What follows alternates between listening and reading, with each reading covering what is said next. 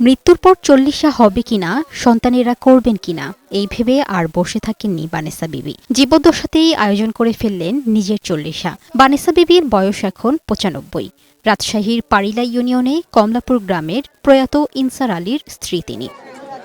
বৃহস্পতিবার নিজ বাড়ির পাশে নীল সাদা শামিয়ানা দিয়ে সাজানো হয় বিশাল প্যান্ডেল। গরু ছাগল জবাই করে প্রায় ১৫০০ মানুষের জন্য রান্না করা হয়। আশপাশের গ্রাম এমনকি দূরের গ্রামের মানুষও ছুটে আসেন ব্যতিক্রমী এই ঘটনার সাক্ষী হতে। আমার খুশির জন্য করছি, আমি দেখে যাব, আমি নিজে দেখে যাব, আমার ছেলেরা দেখবে, সেজন্য করছি। ১২ সন্তানের মা বানেসা বিবি।